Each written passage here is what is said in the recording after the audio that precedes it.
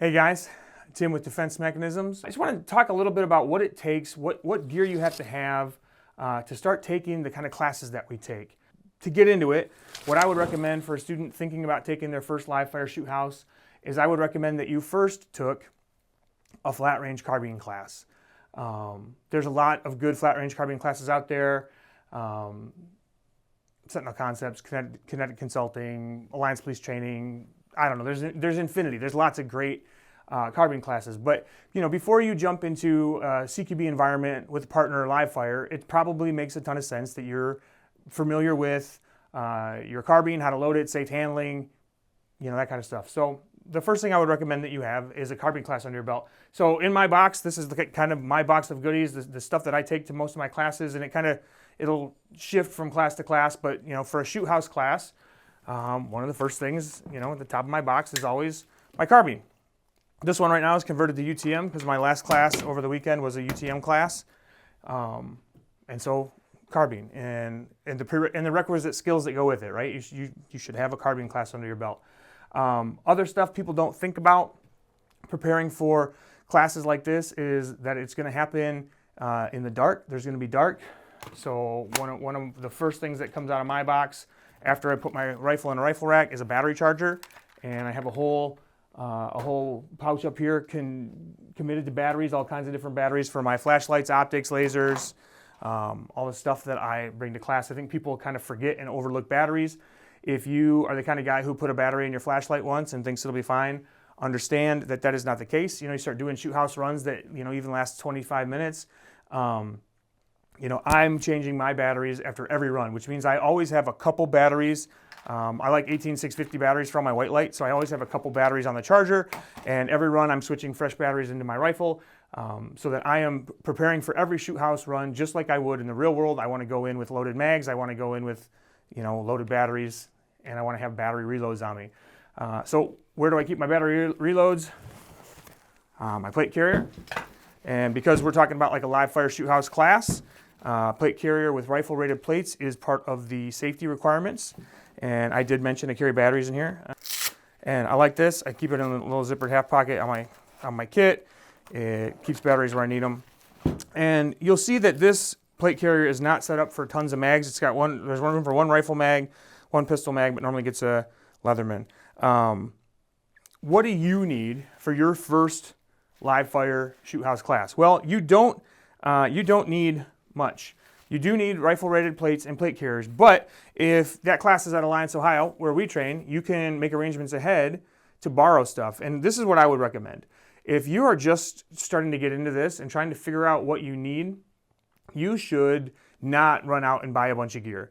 You should not run out and get the first plate carrier a buddy tells you to get. I mean, of course, it's Defense Mechanisms, Mission Essential Plate Carrier, of course, but you should not run out and buy all the stuff that it takes to do the class. You should not run out and buy a ballistic helmet, right? Part of the safety requirements. But if you're training at a facility, again, I'm going to say Alliance a bunch of times because that's where I train, and that's kind of the context that I'm talking about. But if you train at a place like Alliance, they have loaner helmets available, they have loaner plate carrier available, and this allows you to get in and experience the training, to try it out without having to invest a lot in gear. But gear you probably should have is you should probably have some sort of belt solution, right? This belt right now has a SIRT pistol in it because, again, my last class was UTM, so I carry a SIRT pistol. This belt is, for me, my first line kit. My priority speed reloads, I carry a speed rifle reload, some pistol reloads on here, and a dump pouch that carries my extra whatever. If it's a Gatorade, if we're doing a training stuff, or it's it's a used mag or spare made on a tack load. But a belt is important. Keeps your stuff you need to fight. It keeps your pistol on you. Maybe some medical and spare ammunition. A belt's something you should have. Something else you're going to need to have is ear pro. And so in my box, I always have a bunch of ear pro because I never know who's going to forget it and who's going to need it. So here's 3 pairs of standalone ear pro, plus I got ear pro on my helmet. Also eye pro. This is for me, I like to use the step-in visor for my helmet, but also I have over here in this guy right here, this is full of eye pro. Some are tinted, some are clear. So you have to have eyes and ears. You need a way to carry your stuff. Hopefully, if it's your first class, I recommend you borrow plates and a helmet, and you'll need a rifle and with a sling on it. This is something I think people sometimes forget about. A fighting rifle is not complete without an optic. It is not complete without a white light. It is not complete without a sling. Things you have to have on a fighting rifle. Now, if you are farther along than just getting into your first class and you train a lot and you are kind of wondering, hey, Tim, as someone who trains, I basically train professionally. I train about every other week, and I carry a lot more stuff than the basics, right? There's a lot more stuff in here. I carry a personal first aid kit because I never know who I'm going to be training with on the range, and nobody loves me like I love me, right? So I carry first aid all the time. I've learned some lessons about weather, and so I always have some hat and gloves, insulated stuff in one of our mesh organizer bags, and I always have H2O stuff in here for wet weather. I carry a really lightweight, it's an Enlightened Equipment brand, lightweight rain jacket. But these right here, I would recommend if you are looking to make your kit just a little more useful and a little more comfortable for you, you need to get some waterproof socks. These are some generic waterproof socks off Amazon. Let's see if they say anything on here. Showers Pass. They are totally a made in China off Amazon. Sealskins is a brand that I've used a lot in the past. These things, especially at Alliance where the shoot house tends to hold water, and we train starting in March where it's 33 degrees and raining, snowing, sleeting, crying. I think that waterproof socks, if you're looking at like what are some tips you could take from this video to make your training gear just a little more comfortable, waterproof socks. I don't think that's something a lot of people think about. And it makes a big difference. Other stuff I have in here is I have a uniform. You're not going to need this. Some of the classes that we take, we all dress up and play SWAT. So there's always a pair of pants and a shirt in there. Also, it's nice for if we're doing anything breaching. I need long sleeves, so I keep a field top in here with long sleeves so that I don't forget to have long sleeves with me. If I'm doing anything like thermal breaching with a torch and I don't want to burn my regular pants up, that's why there's pants in here, right? So we play tactical dress up, but really it serves a purpose, right? There's pants in here so that I don't get sparks all over my regular jeans that I typically wear jeans to class. There's a field shirt in here, so if you're doing force on force, I'm getting shot with UTM, or we're doing breaching and I need to protect my arms, I have a layer for that. There's a pair of knee pads in here for those combat pants, and then I carry a bunch of. Because I'm injury prone and old, I carry a bunch of knee braces and ankle braces and stuff like that. This is important. So I think a lot of people underestimate how important it is to take notes. And so in my box at any given moment, there's a couple of these big Right in the Rain notebooks and a couple, 3 or 4 of these little ones. And a bunch of Right in the Rain pens. And these are great, whatever kind of class I'm taking. If it's a shoot house class or a carbine class, I take notes at square range pistol class. Notes are how I best retain information, right?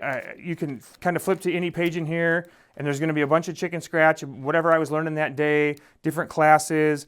And some of my notes are for things that I already know. I know up and down, but I still take the notes because as I take the notes, it helps me teach those things better.